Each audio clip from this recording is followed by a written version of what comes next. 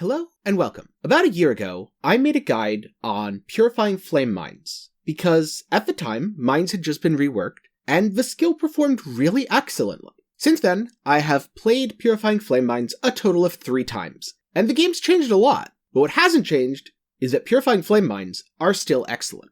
And with the recent nerfs to ball lightning mines, and the questionable rework of Glacial Cascade in 3.12, I would say that purifying flame mines are the undisputed all-around best skill to use if you want to play a miner. They might not have the highest overall damage, at least not on single target. I think that goes to Blazing Salvo. They might not have the absolute fastest clear, but they have enough single target to kill anything in the game, enough clear to do any map in the game, and their mechanics are very, very good, so you don't have to focus so much on making this or that gimmick work with your skill. You can just play it, and stuff just dies. You also get shatters. You also get regen. There's so many upsides to Purifying Flame that even with the numbers aside, and numerically it is a very strong skill, I believe it stands head and shoulders above the rest. Now I could just say, go watch my other guide. It's still good, and most of the mechanics I used are relevant, which is all true.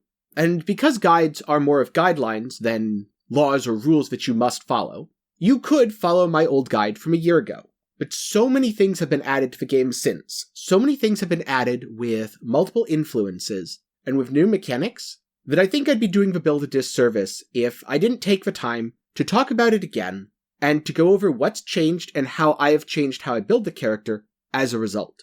So I'm going to break this guide down into 3 sections.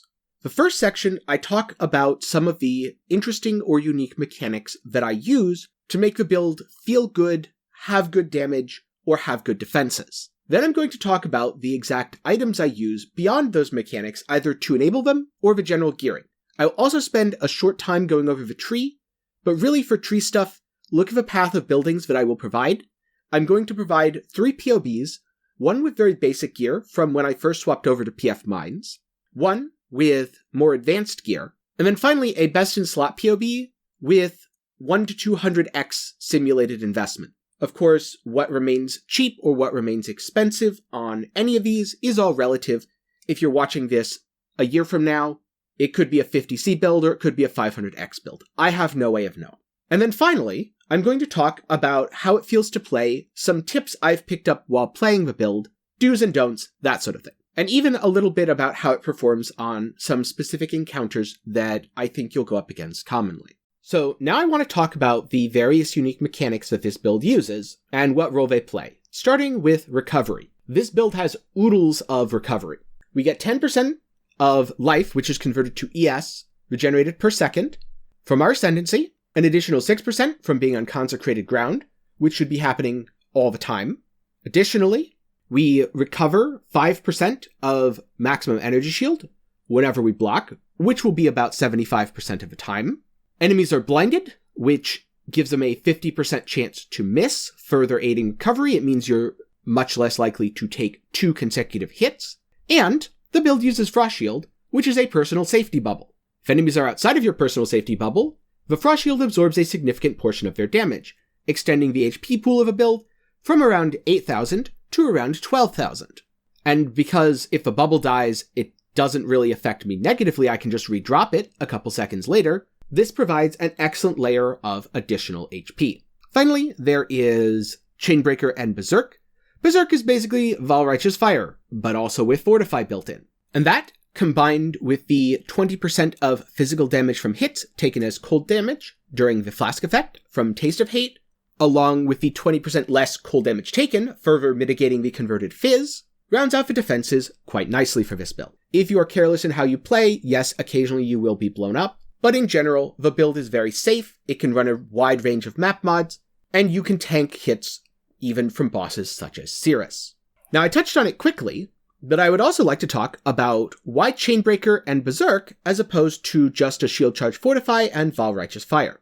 The first reason is there's no specific need for a mine build to hit. Now, I could hit if I am self-casting my Wave of Conviction. Currently I'm not. Currently I'm using a Wave of Conviction mine. Because this build is so socket-starved, I think it is very defensible to not use it as a mine and to self-cast it, but using dash for movement and using a mine skill largely negates sources of hits generated by you yourself, which means Chainbreaker will constantly generate rage. It generates a fair amount just because of the passive increased mana regeneration, and we get around the mana problems that this causes by using a chance to recover mana when you use a skill, Clarity Watcher's Eye. I have one that is hybrid with an Anger mod. You could also get it hybrid with a Zealotry mod. Anger and Zealotry are, as auras, relatively close, honestly. If you have Zealotry Clarity, it could be a little bit stronger. If you have something such as Anger Clarity with either Physis Extra or Pen, that is also a very strong option. You can adjust as needed. The other really nice advantage of Chainbreaker is you get to run Berserking. And Berserking is just like Fortify, that's also VRF, that also doesn't nuke your health. It doesn't have a permanent uptime. You will be hitting the button, it'll be up, and then it'll go down. You can see I get big red. As time passes, my rage will not be able to keep up. The more mana regen I have, the more rage that I will be able to sustain. Note, flat mana regen, such as from Clarity, does not apply. It is specifically the stat increased or reduced mana regeneration rate that will apply to the rage. And then finally, Swift Assembly versus Charged Mines versus Minefield, and High Impact versus Blast Chain. If you play perfectly, Blast Chain is more DPS than High Impact. You'll set up chains and detonate them, and they'll do more damage. In practice, this feels pretty bad while clearing maps, as you don't need 5 or 7 mines to kill a pack of enemies. You need 1 or 2 mines. And you don't really want to be standing around setting up those blast chains. Similarly, on a boss, when you're focused on dodging, you usually don't want to have to think about, okay, how many mines do I have down? Do I have enough? Should I detonate? Should I throw more? No, just blow them up and dodge. This is why I prefer high impact support. It's a lot easier to play, and the damage is high enough that it doesn't really matter that it's not 100% optimal. Furthermore, it is a lot easier on your hands, which is always a plus in a game like Path of Exile. Swift Assembly versus Charged Mines versus Minefield. Well, you can't really go wrong unless you pick Minefield. Minefield is a terrible support. It slows down your throw speed, it makes mines feel like overly clunky traps, and it is not worth using. You won't really go wrong Swift Assembly versus Charged Mines. My personal feelings are that if you use Charged Mines, it will feel a lot better while clearing because you get the Frenzy charges, you can save 3 points on the tree, and you'll have Power and Frenzies. You should ideally try to get at least +1 Frenzy, if not +2 Frenzies, on something like a Glove Corruption if you are doing this. +1 Power Charge on Helmet is also excellent, but these things are not absolutely mandatory if you can't get them or they're outside your budget. Swift Assembly feels better to me overall on single target, especially with a setup like this, where I'm not prelaying a ton of mines, because the unfortunate side effect of running Chainbreaker is if I don't have enough throws, I can myself if my Watcher's Eye doesn't activate. So I tend to throw about 10 mines in terms of prelaying, and then detonate. But as you'll see from the POBs and from the in practice, even throwing 10 mines and detonating, or less when I'm on the move and in a hectic boss fight, is still plenty of damage. The idea behind all of these mechanics is to focus on the defenses and the quality of life of a build, far more so than the raw damage. The raw damage for this build is not what I'd call impressive for a miner. You don't see me one-shotting bosses, but I'm also in no real danger of dying if I make a mistake on those bosses. And the damage is high enough that most of the fights still only take a few seconds to a couple minutes. So now let's move on, talk about the skill tree a little bit, and break down the gearing. So how would I sum up this build? Because I've talked about a lot of the different aspects of the build. I've talked about a lot of why I am doing the things that I'm doing. And I know I've repeated myself several times when I've said, I focused on quality of life, I focused on defenses over raw damage. This build is a dream to play. It clears maps very cleanly. It kills bosses very efficiently. Rarely do I feel threatened. Rarely do I feel like, oh, I'm gonna die here. In fact, a lot of the time, if I do die, it was one because I was one-shotting myself flame dashing into packs on Reflect. Flame dashing into packs on a build like this is generally a bad idea anyway, and you shouldn't do it. And aside of that, most of my deaths have been from being a streamer. Because as we all know, that is the #1 source of streamer deaths in Path of Exile and many other games.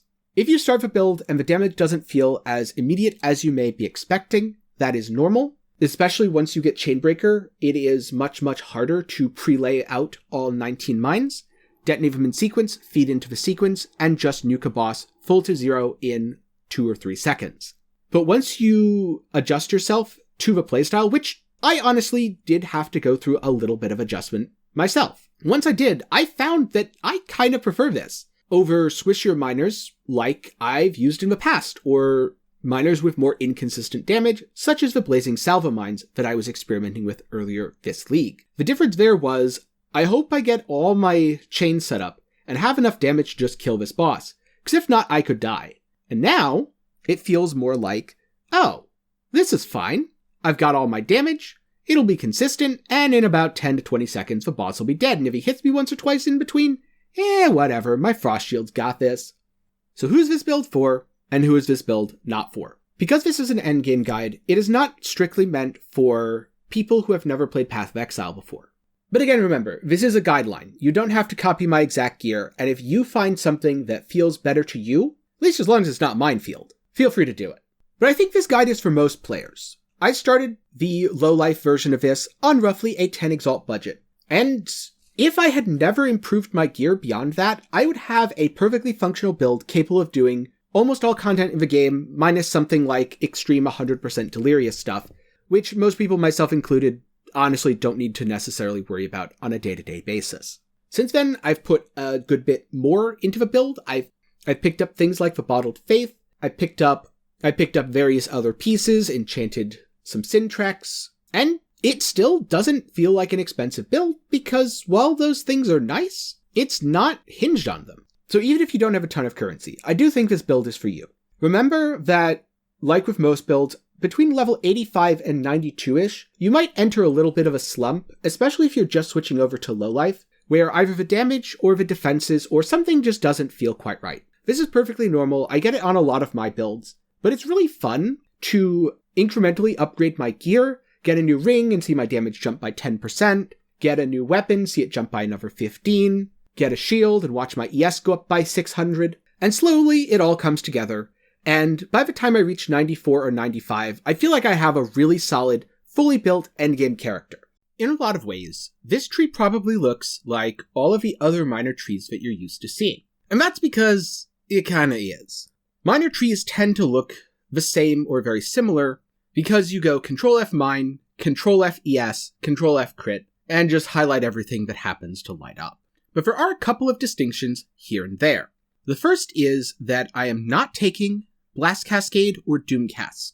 If I was using Swift Assembly, I would probably be taking Blast Cascade, and I'd likely have to drop either Throat Seeker or Influence to take it. But since I'm using Charged Mines, and I don't really have to worry nearly as much about that, instead I'm packing as many things into the radius of my Chainbreaker as possible, and the reason for this is Lethal Pride is additive. It makes every node, or every notable, within its radius better. I have Throat Seeker, which has 5% chance to deal double damage. I have Alacrity, which I happen to need the dex. The increased burning damage doesn't do anything. But with a better seed, this could be much stronger. I have Volatile Mines, which again I'd take anyway. Totem placement speed's kinda garbage. Successive detonations, plus 20 strength. This would be great if I needed the strength requirement, but I don't. And Influence, which I picked up because it lets me drop the 2 reduced mana reservation nodes near Sovereignty, pick up a bunch of extra aura effect, and grants me 1% life regen. What you take within this wheel really does depend on what your Lethal Pride rolls. Mine happens to be seed 12571. It must be under Akoya for Chainbreaker. It's just a lot of trial and error, buying lots of jewels, and hopefully you get lucky eventually, or knowing someone who knows a guy who purchased the name of a good seed for $50 on the black market. The other thing of note is I have less crit and damage. I'm not using Doomcast, I'm not using Prodigal Perfection. I instead replace it with block nodes like Mystic Bulwark, which feeds mana regeneration rate for my Rage, for my Berserking, for Chainbreaker, Arcane Swiftness, Arcane Guarding, and then I come down to Sanctuary and Glancing Blows.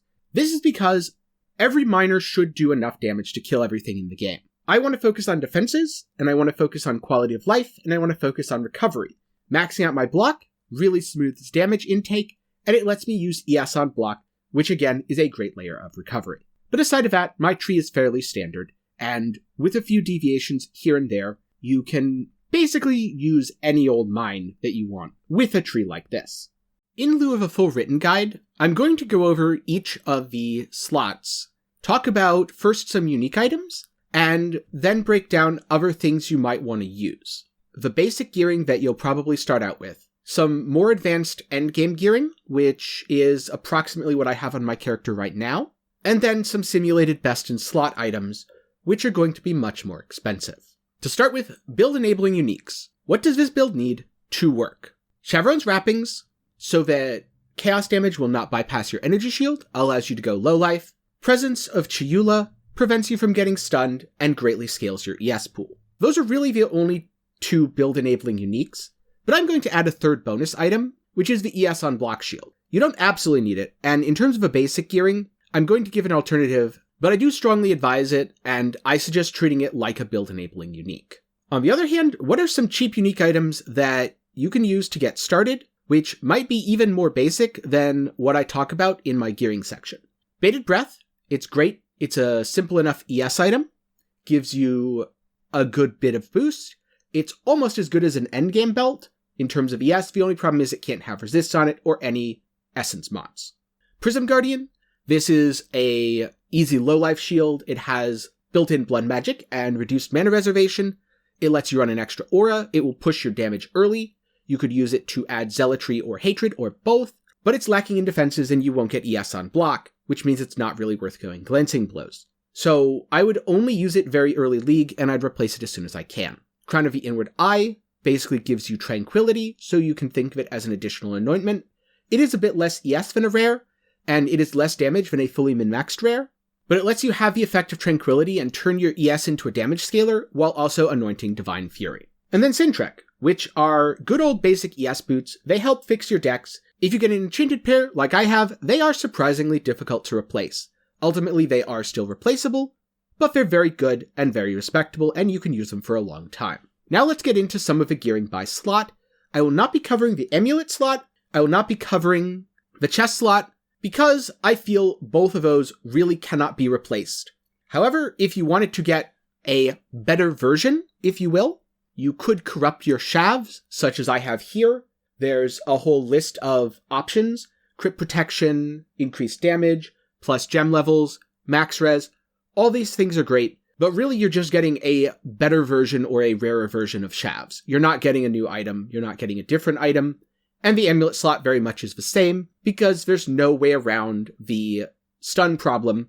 You won't necessarily die to it, but it feels horrible, and I cannot stand playing a build that just gets chain stunned. So, for me, it's Presence of Chiyula for life. So now I want to talk a bit about gearing, the items that I'm currently wearing, and some alternatives. Starting with the helmet slot. I'm wearing Crown of the Inward Eye, enchanted with enemies take 9% increased damage from consecrated ground created by Purifying Flame. And this is solid enough for endgame. Crown of the Inward Eye is a good balance of defense and offense that will get you started. If you want more defenses, you could use a Hubris Circlet with around 200 to 300 ES and Fizz taken as elemental, possibly some resistances, possibly some chaos res. If you wanted to upgrade from this, the best in slot item would be a Warlord influenced Hubris Circlet with around 300 or more ES, a Purifying Flame enchant, and nearby enemies have -9 to fire resist. This will be a significant damage boost while maintaining roughly the same level of defenses as the Crown of the Inward Eye, if not giving you a little bit more ES. For boots, I am using Enchanted Sintrek. This is another very basic item that you can keep for a very long time. And the main reason that I haven't swapped off of it is because I don't want to run lab. At this point, realistically, I probably should just have a rare with a temple mod or an influence mod on it. Something such as chance to avoid elemental ailments would be great. I could get full elemental ailment immunity if I did that. Movement speed if you haven't been hit recently, or chance to dodge spell or attack hits.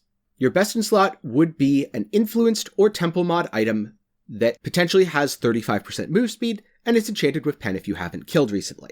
On to gloves. Your basic gloves will be anything with the 25% of fizz converted to fire on it. A little more advanced would be an item like mine, a ES rare with 180 to 200 ES on it. If you can get a temple mod, that's awesome. If you can't, don't worry too much about it. And if you wanted best in slot, you would either want an influenced or synthesis base, or possibly a corrupted temple mod item, to get +1 max frenzy charge as an implicit or an explicit, and get that little bit of extra damage while also maintaining the conversion and the ES. The main point of the helmet, boots, and gloves is to provide a solid ES base for my gear. Obviously, in terms of helmet, enchants are important. In terms of boots, move speed is important. And in terms of gloves, the fizz converted to fire is important. The other effect is to establish a baseline of elemental resistances so I can easily cap with rings and belt. This is the philosophy that I took when either purchasing or rolling these items, and it's why they're pretty interchangeable between rares and uniques. Now for the belt slot, I chose to focus more heavily on damage. If you want a really basic item starting out, you can use Bated Breath. I would transition that into a crystal belt. When you're getting ready to min-max, such as I've been on my character, I suggest rolling a influenced crystal belt, either Warlord for damage or Crusader for ES, with Deafening Essence of Zeal for Mind Throwing Speed. Mind Throwing Speed is a fairly difficult stat to get. It makes the build feel way better to play, and directly increases the damage. And then moving on to the rings, I'm using an offensive ring and a defensive ring. My offensive ring is Circle of Anguish. Once you get up and running with your gear, Circle of Anguish is a great option.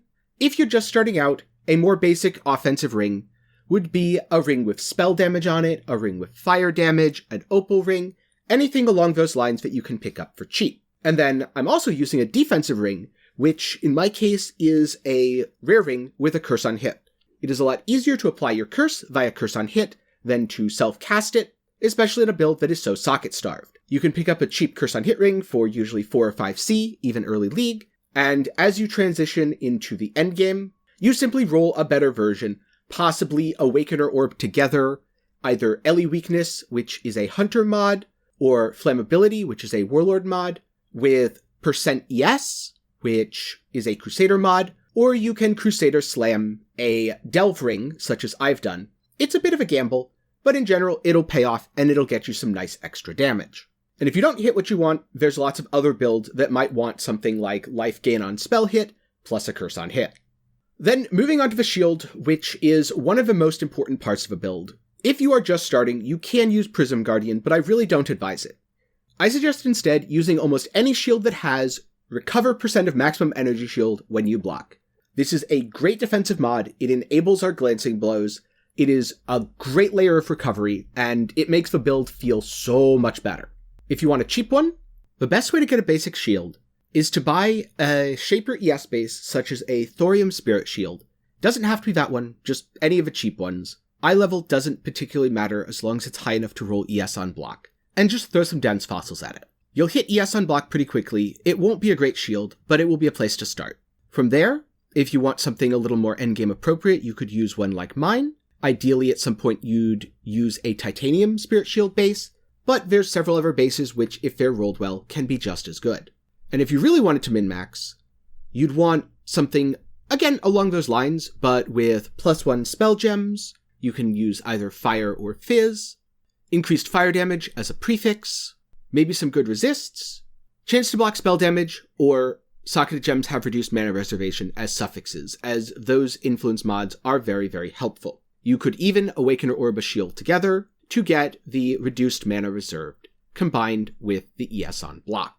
And onto weapon, a surprisingly unimportant part of a build. If you're just starting out, any +1 spell gem weapon, all spell, fire spell, fizz spell, it's fine. Ideally all spell, but whatever you can get, as long as it has an open prefix for you to craft, spell damage and non-chaos is extra, or it has spell or mind damage on the item itself. From there, I prefer a +1 spell gem, Takati, or Matadal Wand. These are both temple mods. The Takati is spell damage, hybrid with non-chaos as extra. The Matadals is mind throwing speed. And the way I would min-max something like this is to get the +1 gems, the Takatis or the Matadals, and then 20% of physical damage as ideally extra fire by influence slamming it. Penetration is also an option. This will be kind of expensive because if you don't get what you want, you have to sell the item and buy a new one. You can't really re-roll it because temple mods cannot be rolled, they are drop only. And the main purpose of a weapon is just to increase the damage, so if crit multi or crit chance for spells or flat damage to spells, if any of those are a DPS upgrade in your path of building, feel free to use them. This is far from an exhaustive list. There's a lot of variance in stats based on your own personal gear. For jewels, I am using Energy from Within. I'm using a Watcher's Eye with the Clarity Mana Recovery and Anger for damage, which I already covered in the mechanics section. And for rares, I'm using anything with ES, Mind Throwing Speed, and any other useful stats. These are fairly cheap to purchase. You could also roll them yourself by using Dense Fossils on Cobalt Jewels. The main purpose of the weapon is to increase the damage. The main purpose of the jewels are to increase the defenses and the quality of life via the throw speed. You will get damage from things like spell damage, crit multi, etc., but that is much less important than the ES and the throw speed. So overall, how should you go about gearing this character? Now that I've talked about some of the individual slots, I'm going to talk about general best practices. It's okay to start with uniques, but you should swap off of them as soon as you are able in many cases, because a rare will be better. Some uniques are easier to replace than others, as you can see from my own gearing, the exceptions being the Chiula and the Shavs and the Circle of Anguish, which you will just keep. And in terms of rares, if you want some basic gear, it is quite simply throw Dense Fossils at high eye level ES bases. You have pretty good odds of rolling something that you can use, which is a strategy that works whether you're in Trade League or SSF. If you want better things, it's honestly not particularly different. You are throwing Dense Fossils at influence bases. Sometimes you'll use an additional fossil, such as a Scorched on the helmet. Sometimes you might be using an Awakener's Orb instead of Dense Fossils, because you really only care about 2 mods, and anything you roll on top of that is gravy. But for the most part, crafting the gear is largely a matter of taking a good ES base, or a good influenced ES base of the appropriate item level, as in your endgame crafting you will want 84 to 86 bases, and throwing Dense Fossils at it. And that is really largely how I've geared my character.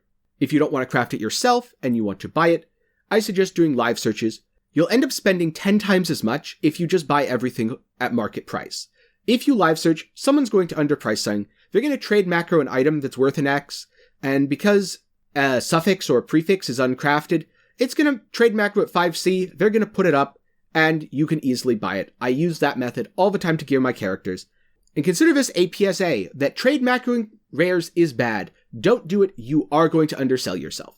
And that about sums up the gearing. If this build guide does well, if it is popular, if it is well received, and if a lot of people like it, I would be willing to do a written guide, in which case I would cover the gearing and the crafting of some of the gear in more depth. But for now, I will accompany this with 3 POBs for basic gear, which was basically what I had at League Start when I put in about 10x and switched over to low life PF from the Poison Blade Vortex that I'd been doing previously.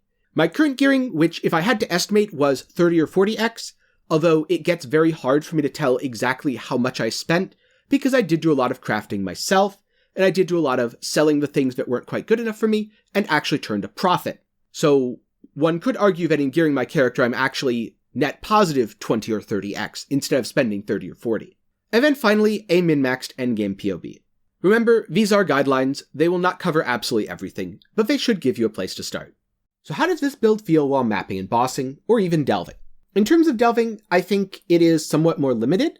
It will get to about 600, maybe even 800, and then start to fall off. If I were to make a dedicated delving miner, obviously eventually I'm going to be going ZHP. Before that, I would likely use the Blight Gloves, Breath Stealer, for the pseudo Headhunter effect. It's great when you're just sitting on a node, and I'd build around that by dropping the Crown of the Inward Eye for a rare, and using the additional Anointment to probably get Tranquility, which makes up for most of the damage loss from dropping Crown. In terms of mapping, everything just kind of dies. There aren't specific map mods that you absolutely can't run, but I personally don't run no regen, because it makes the build feel much, much squishier, as a lot of my life recovery is from regen. Overall, I just don't find it worth the annoyance. Because the build does not hit, Reflect is not a problem, although, funny story, this build does so much damage, generically, that when I was using Flame Dash, I was one-shotting myself if I wasn't very careful with how I Flame Dashed in an Ellie Reflect map. But Dash works, Dash doesn't hit, meaning it doesn't interfere with Chainbreaker, and overall, feels really great. In terms of bossing, the best way I can describe this build while bossing is it makes bosses feel trivial. It's really hard to take Shaper or Cirrus seriously, when I can eat the cold pen balls totally fine, when I can just tank a Cirrus Beam, not because I positioned poorly and couldn't get out of it, but because I just don't care. Frost Shield is your best friend here. Block is pretty nice. If you got really unlucky, if you ate 2 Shaper Balls and would both crit, if the Cirrus Beam rolled triple fizz, maybe you die. Maybe. But honestly, probably not, because you probably block, and then you're just okay. As a result of this, the build feels super tanky, super safe, and overall great to play. If I compare this to my previous PF Miner, I feel like I have roughly the same level of power at a significantly lower investment. And this is largely a side effect of all the new items that have been added to the game since 3.8, and all the new influence types, all of which are relatively powerful. What has your experience with miner builds been in the past?